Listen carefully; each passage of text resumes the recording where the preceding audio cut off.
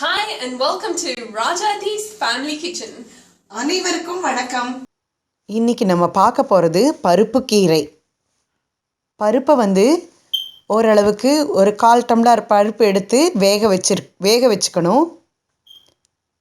கீரை ஃப்ரோசனில் இருக்குது, அதிலிருந்து எடுத்து ஒரு தட்டத்தில் போட்டுக்கணும்.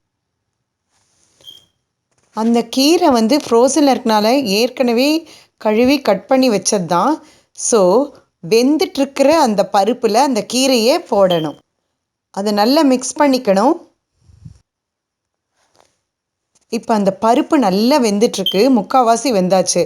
அதோடு சேர்ந்த கீரையும் வெந்து ரொம்ப திக்காக அழகாக அதோடு இணைஞ்சு கிடைக்கும். பாத்திரத்தில் 1 டேபிள் ஸ்பூன் எண்ணெயை விட்டுட்டு அதில் கொஞ்சம் ஜீரகத்தை ஆட் பண்ணுறோம். ஜீரகம் கொஞ்சம் பொரிஞ்ச உடனே 1 வெங்காயம், 1 தக்காளி, ஒரே ஒரு பச்சை மிளகாய் கொஞ்சம் கொஞ்சமாக கட் பண்ணி அதோடு சேர்க்கணும். அதை நல்லா வதக்கணும்.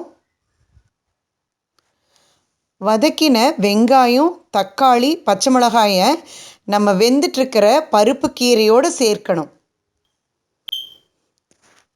அது நல்லா கிளறி விட்டுட்டு கொஞ்சம் ஒரு 2-3 நிமிஷம் அதை வேக வைக்கணும். சூடான பருப்பு கீரை ரெடியாக இருக்குது.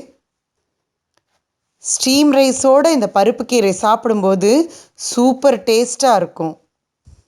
இந்த பருப்பு கீரையோட தொட்டுக்கிறதுக்கு நம்ம சைடிஷ்ஷாக சுட்ட அப்பளம் அல்லது கார பொரியல் எடுத்துக்க முடியும். கட்டாயம் பண்ணி பாருங்கள்.